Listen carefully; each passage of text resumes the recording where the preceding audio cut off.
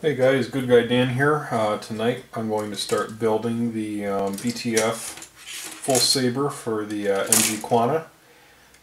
This guy right here is my Quanta. It's not my client's Quanta, but gives you an idea what the final kit's going to look like. And we're going to start by cutting some parts out of the sprues.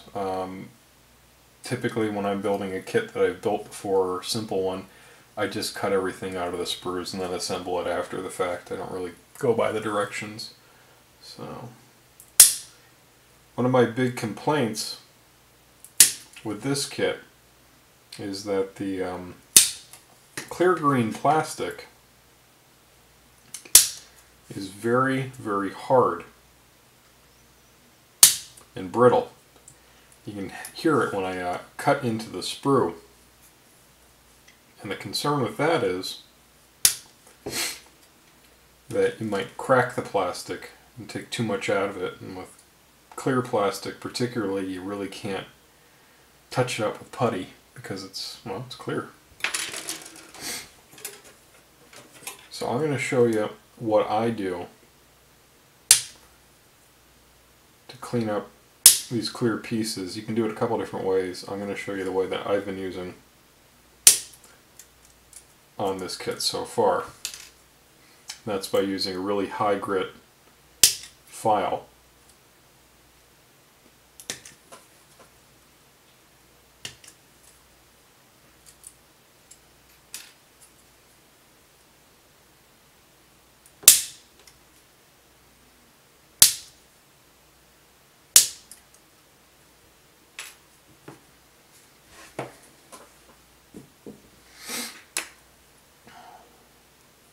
So once I have my part out, I'm going to turn the excess off with my nippers.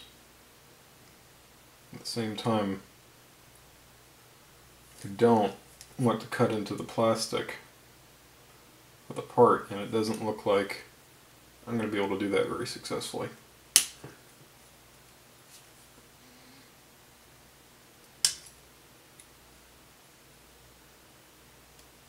Just take off a little at a time.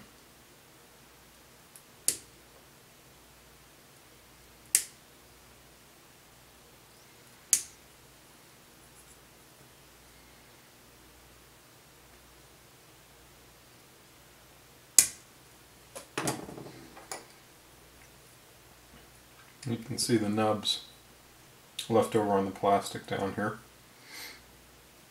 Just going to go at it very gently with the X-Acto knife. Trim any excess away.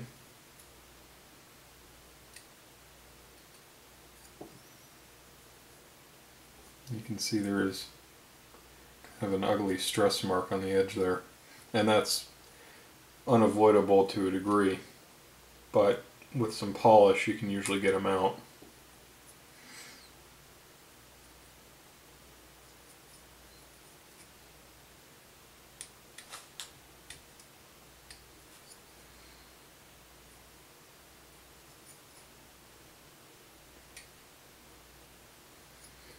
Now, despite the tip of this being really well pointed, the edges are actually fairly broad.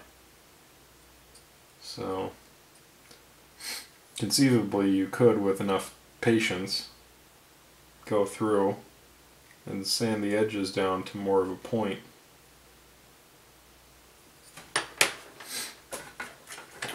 So I'm going to start out with some alpha abrasive files. This is a newer file. The grit's a lot higher. As the files break down, the grit becomes smoother and smoother. So I like to use a couple different files at any given time. And as they need smoother and smoother grits, you just move to older files. And it does a good job, and these things last forever. I've had these files for maybe 20 master grade kits. So, and they still do a good job.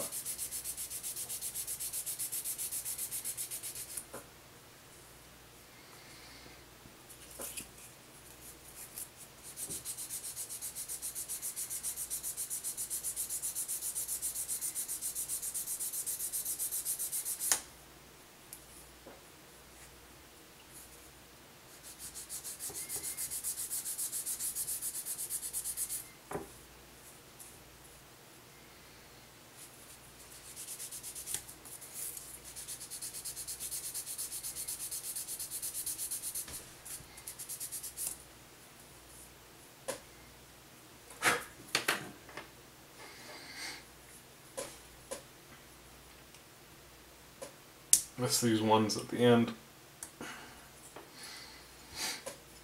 Another issue I have with this kit is the nub marks on this BTF kit are much larger than a Bandai kit.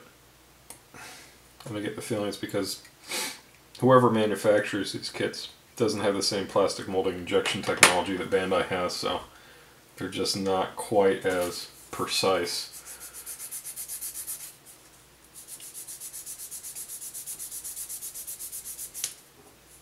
Now, the overall quality of this kit is comparable to what a Bandai kit was in the early 2000s, like maybe 2002, 2003, so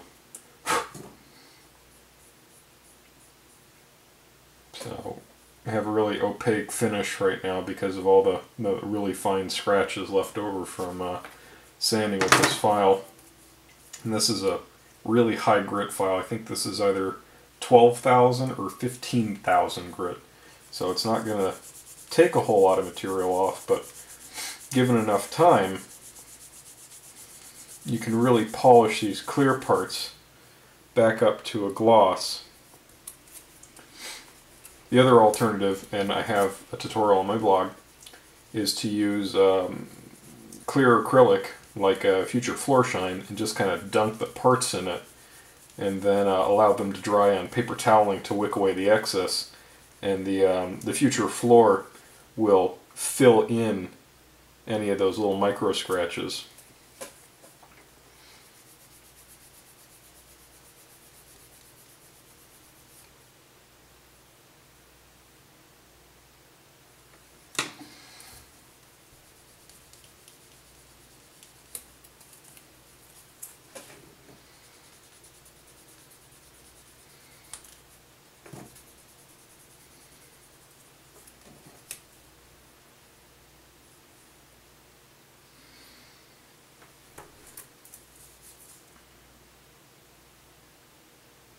The other thing I'm noticing is there's a little indent down here, and you can tell that the mold wasn't filled out completely with the plastic before the part cured. So I'm going to go back in there with my file and just polish it until it goes away.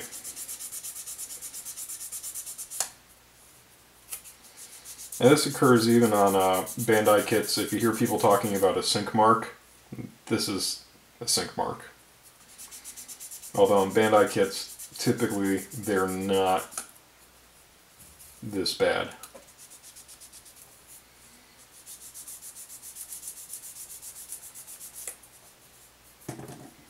Okay, sink mark's just about gone. You can still see, depending on how it reflects in the light, two little points there and there.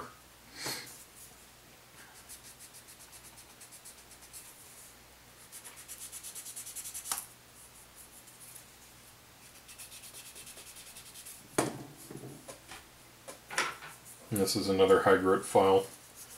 Let's see if this has a faster effect than the first file. Yes, it does.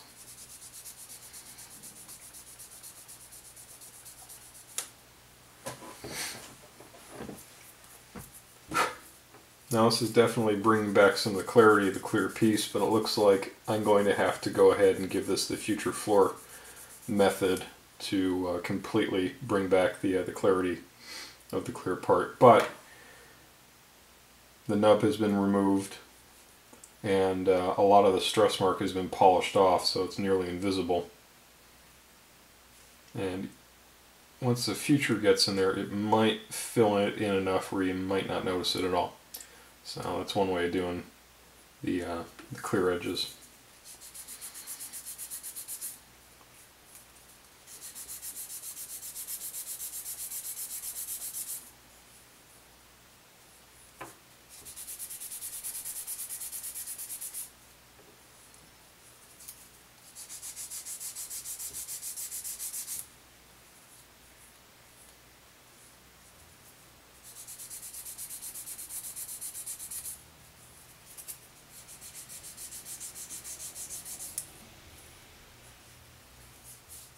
Now, like I mentioned before, I built one of these kits previously for my own Quanta, for Vet Quanta, and I did a review of it.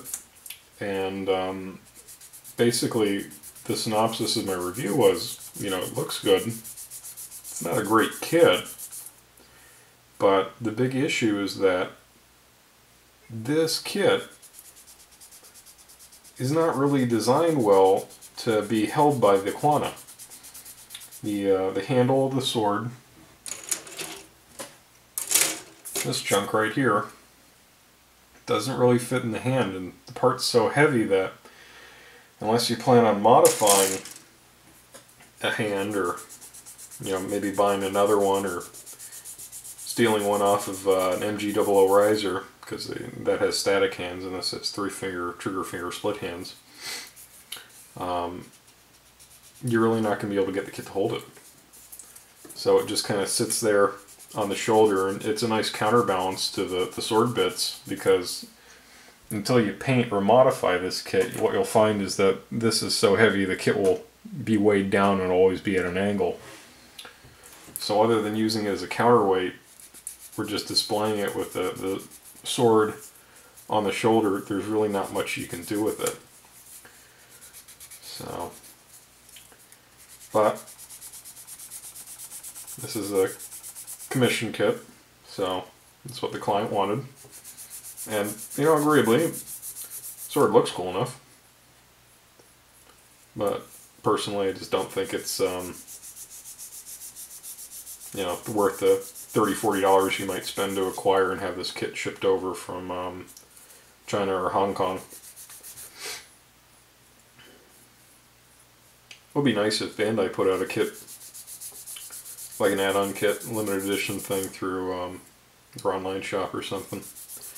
Because I don't think this has enough of a following to justify a full release on its own. Although, who knows? You know how Bandai loves reissuing molds. We've had how many versions of the MG Unicorn at this point? So, who knows?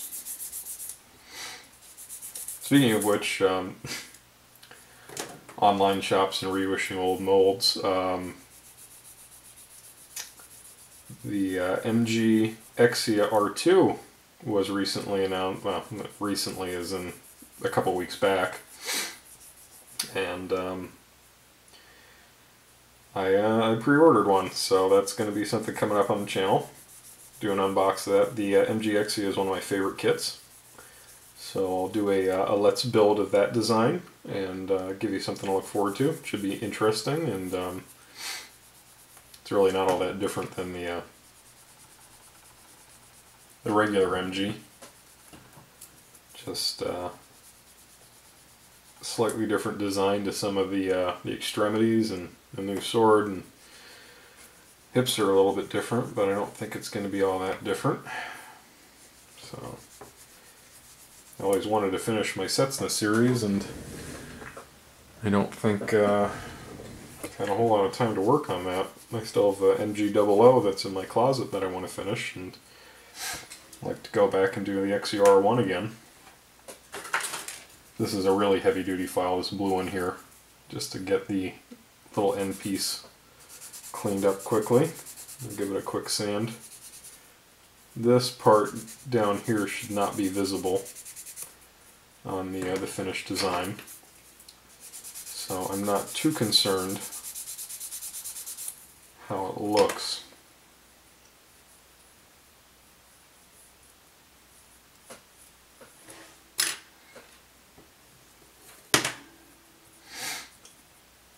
I will say the one thing I really like about this kit is just how sharp and pointed these clear bits are. With the Master Grade release, the sword bits on that, you know, they need some sharpening. You know, they need something, and it's not that hard to do, and they're easy to polish and clean up. But you know, it's nice that with this kit at least they come pre-sharpened. The only downside, of course, is that the tips are very narrow and probably prone to breaking.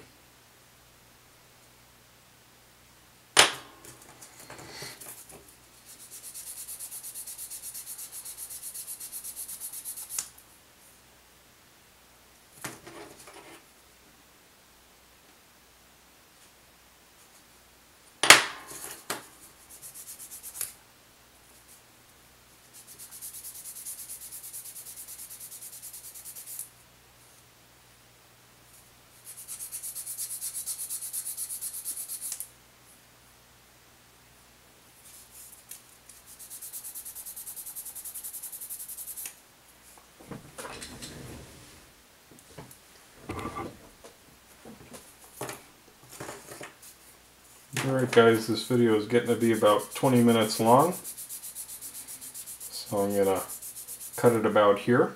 And when I come back for part 2, you'll see these parts have been completely sanded.